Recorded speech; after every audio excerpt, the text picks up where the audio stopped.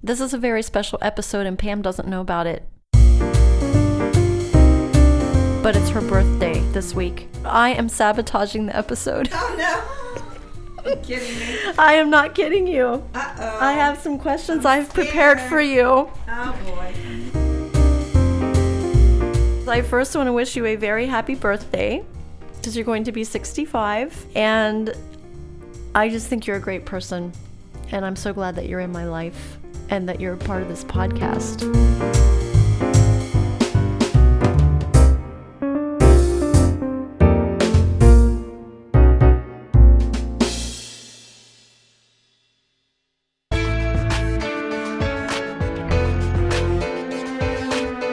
Welcome to the Brand New Me podcast. I'm Frances. And I'm Pam. And we are two women passionate about helping others thrive in life, not just survive. In each episode, we're going to find creative ways to offer hope for your future through our own life experiences. So join us every week as we learn together that we really can be a brand new me.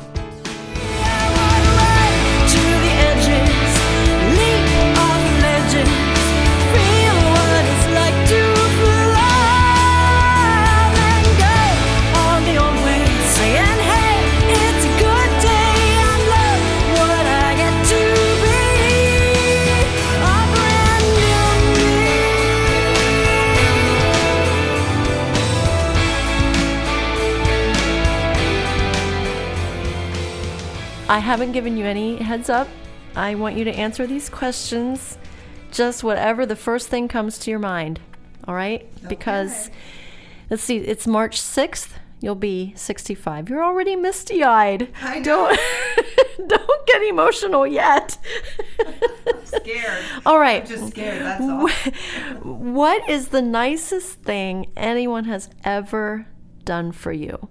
First thing that comes to your mind. So many years ago, we had a young family. Nathan was about 14, Megan was about 10. And prior to that, about 2 months before that, we were at a meeting and they were asking to give a certain amount of money, as evangelists usually do. And actually the Lord spoke to both of us, and it was a large amount of money. For us, it was a large amount of money. And so we looked at each other and we thought, yeah, we just need to do this. So we gave the money, and about 2 months later, a lady from our church came up to us and she said, I'm just feeling like I want to send you guys to Florida. I have a house down there. I'm going to give you my big car. She had some big Cadillac or something. And I'm going to give you money to spend, and I'm going to send you there, and I want you just to enjoy and stay there for a week with your kids. So that was pretty nice. I like that. Wow, that is really special. And having just been to Florida, that is nice.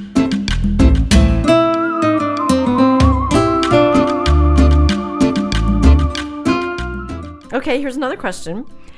What would you say to your 20-year-old self, knowing what you know now? Oh, this is easy. Because I think about this. I would say 20-year-old self, first of all, get a grip. I think I would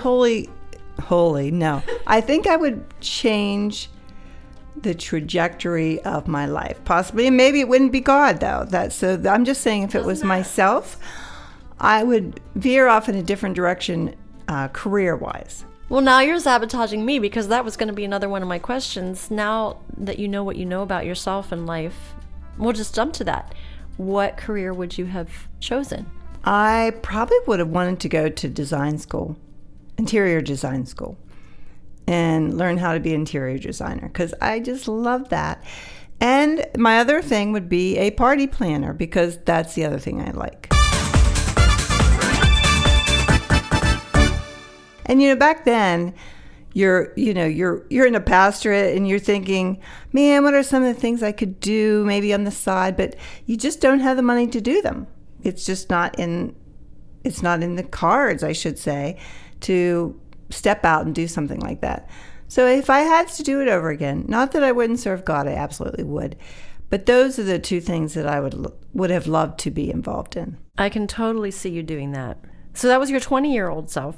What about your 40-year-old self? And maybe you can't remember turning 40, but what would you say to your 40-year-old self? Oh, my 40-year-old self. Well, first of all, I always said I felt like 35 is the perfect age. I don't know why I felt that way. I think it's because I felt like, well, your kids are a little older, so you're not doing all that baby stuff. You're a little more mature, so you're not doing as many stupid things. Well, you're doing some stupid things, but maybe not as many. And then you reach 40 and you're like, oh boy, I'm past that perfect age. So I may say I was in the ministry at that time, and there may have been different things I would do ministry-wise at that time in my life. Had I had a story or the inkling to maybe write a book back then, I know one thing I was very interested in doing back then that I did not do, and that was writing curriculum for children's programming. And I do kind of regret not sitting down and doing that. But when your kids are growing up and you don't have as much time as I have right now to do something like that. But I always enjoyed putting children's programming together for my church, or just different programs. And so that would probably be something that I would have liked to do. Okay, so if there's listeners out there who are 20 or 40, would you advise them to pay a little bit more attention to those nudgings and interests? Or do we just not have the framework at that age to even think that way? Now, at 20, I'm not sure. Well, but you know what? People do these days they're just a little more savvy. And when I got saved and decided I just want to serve God, that's all I want to do, that's what was in my head. I just want to serve God, and I want to be a good pastor's wife, and I want to love Jesus. But I think the kids these days are a little more savvy in thinking through their options. And we didn't get a lot of coaching on that at that time. I agree. From my background too, the big thing was that you were completely surrendered to God, which always meant you would do something exact opposite of what you really loved to do, it seemed like. And so I agree. There wasn't much coaching to think about, even like the fact that maybe you're wired a certain way and love certain things because that's how you were created to be, and you should follow that. And that would be honoring to God to be the person He made you to be with the giftings that you have. All right, so here's another question. In fact, I was thinking one day, we had mentioned, let me start again. I remember in one of our episodes recently, we talked about house cleaning and housekeeping, and it occurred to me later that I think we should do a whole episode with you telling us how to keep better houses, how to keep our house clean. We won't do that today, but I do see that example. Oh, she's relieved. Okay.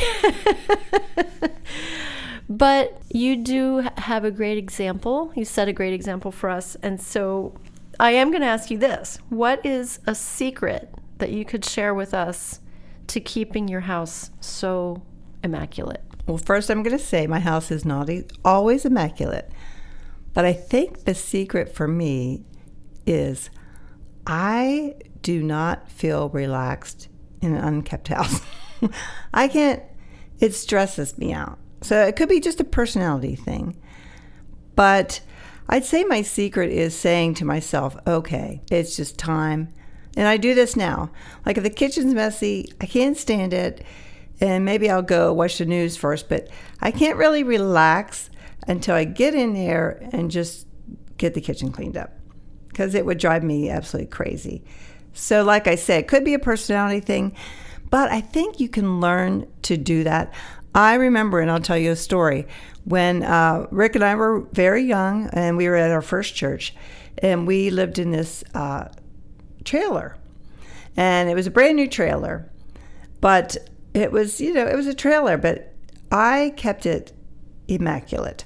And I remember ladies from my church coming, and I think I was going to have lunch for them or something. And they said to me, oh my goodness, this is like a dollhouse. It's like perfect. It's like a dollhouse. And I'll never forget that, because I just like the feeling and the comfort of not having a mess. So, and if you do and you're thinking, I just can't, I get it if you have 5, 6, 7 children. It's very difficult. But you just have to put in your mind maybe to do one little step at a time to get there. And if you look at the whole big picture, that could be very overwhelming. Yeah, this wasn't meant to put pressure on any of us to clean up our houses. I think this was meant more in a spirit of, the pendulum, I think, has swung the other direction, whereas there used to be, or it seems like there used to be pressure that your house had to be immaculate. And I feel like we've swung the other direction, where it's more important that you go after who you are and what God designed you to be. And so I think there is a place for teaching us who keep houses. I was going to say women, but there are men who stay home with the kids now. So I don't want to say it's just women, but there is something to be said for keeping after your home and keeping it in order. And I'm definitely the same way. I can't even start cooking a meal if there's dirty dishes from another meal. Like and I think that's partly my mother's teaching too. There was a system of how you got ready for dinner, and then you ate dinner, and then you cleaned it all up. And if I didn't hang the dish rag right, she would come back and correct me and correct it. And so there was a sense of a little bit of teaching and impartation of keeping your house in order. And then when I went to Bible school, one of our teachers, I don't remember who, actually illustrated or shared that the way we keep our homes and our property can be a reflection of our condition spiritually. And I thought, wow, that's scary. And he wasn't saying it to be condemning, but it was a natural comparison to the spiritual, to be sure and keep a check on the actual physical condition of your home and your house. It might be a reflection of your inner house. So anyway, last question. What would you want to say to your kids? This is your birthday. We're honoring Pam. What would you like to say to your kids? I will start with Nathan, my son Nathan. Nathan is a wonderful man. He just retired from the Army after 24 years, and he's living the dream right now. He may get a vision and move on with what he's going to do. But I'm very proud of him for all that he's accomplished. I'm proud of him for loving his wife unconditionally. And I know he loves me. He's not the type to be like telling me all the time or, But, when my husband died, when he came home, literally every time I turned around, he was giving me a hug. He's a man of few words. He won't talk about it. He won't discuss things with me. He won't talk about, Mom, this is why I love you. No, and I've come to understand that because that's his personality, but I do know that he loves me, and I think that's really what's important. And then my daughter, I'm equally as proud of her. She's got 7 children. She's amazing. She wants to do everything right for them, and I think that is a wonderful thing. And she does care. She does care about her family, and she cares about me, and she cares about my husband. I mean, they just love Dave, and they treat him like a father and like a papa. And I love that about her. So I will say thank you, Megan, for being a wonderful daughter. And she was so supportive for me in my time of grief. A rock, if I could say. So are you doing anything special on your 65th birthday? I am. My honey is taking me to Lancaster for the day, just to hang out. There's places we want to go, things we want to see, and then when we get back from there, we're going over to Megan's for a birthday dinner. So that's exciting. Now I have a little story I'll tell you. I was just at a conference, a widow's conference, Sandy Cove, and the leaders were meeting prior to that, and they said, name 2 things that happened this year that, something different that happened this year that you can share. So I said, okay, I have. So my first one was I had a new grandbaby, who's Raina, who is very special, and she's number 7. And then the other thing was I whipped out my Medicare card. And I said, look at this. I have a Medicare card. I just was so proud. And it's going to be so much cheaper, so I'm very excited about that. Because I have a doctor's appointment coming up. I'm thinking, I have a Medicare card. Well, I wish you many, many more years with good health. Not just many more years, because Lord knows there's quality of living and then there's just living. So we wish you quality years of life. And that's going to wrap up this episode. Wishing you a happy birthday.